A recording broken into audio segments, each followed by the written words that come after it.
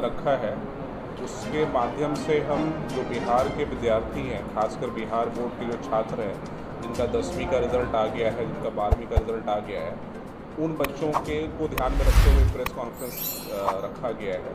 इस press conference के माध्यम से हम उन बच्चों को, उनके अभिभावकों को बताना चाह रहे हैं कि जो रिज़ल्ट आने के बाद अब उनको इंजीनियरिंग और मेडिकल तैयारी अगर करनी है तो देरी नहीं करनी चाहिए। और ये बाजार समिति में नया सत्र स्टार्ट हो रहा है। जो हमारा फर्स्ट बैच है वो कल से स्टार्ट हो रहा है 14 से, और इसके बाद जो अगला बैच स्टार्ट होगा वो 21 अप्रैल से स्टार्ट होगा, 21 अप्रैल से स्टार्ट होगा। तो बाजार समिति में बाजार समिति में जो ये नया सत्र हम लोग स्टार्ट कर रहे हैं, उससे बच्चों को 2-3 एडवांटेज हैं। एक तो क्या है कि यहाँ पे हम लोग हिंदी माध्यम के छात्रों के लिए सेपरेट बैच स्टार्ट कर रहे हैं, जिसमें पढ़ाई मुख्यतः हिंदी में होगी। उनको जो असाइनमेंट दिया जाएगा या जो उनका टेस्ट पेपर होगा वो 2 माध्यम में होगा, मतलब उसमें इंग्लिश में भी क्वेश्चंस होंगे, हिंदी में भी होंगे।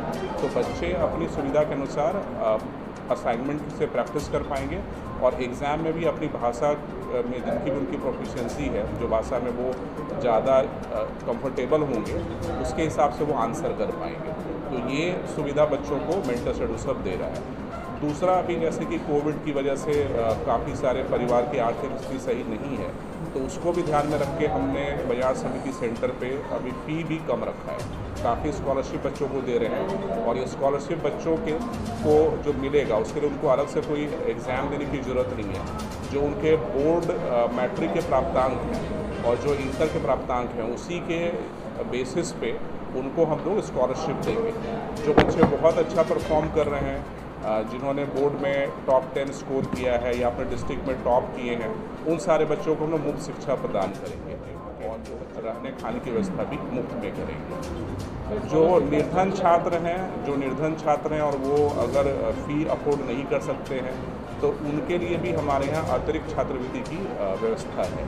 तो हमने सारे बच्चों का ध्यान में रखते हुए इस नए सत्र की शुरुआत की है, ताकि बच्चों को ज़्यादा से ज़्यादा तैयारी करने में मेंटल एडुसर मदद कर सके और उनका सफल भविष्य बन सके। स्कॉलरशिप का स्ट्रक्चर क्या होगा?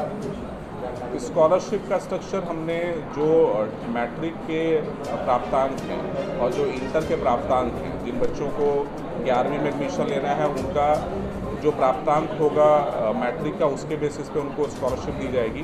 जैसे जिन बच्चों का मैथ साइंस में 90% से अबव है, उनको हम लोग बहुत कम फ़ी पे बच्चों को पढ़ाएंगे, ताकि उनको सही मार्गदर्शन मिल सके और वो भविष्य में अच्छा कर सकें।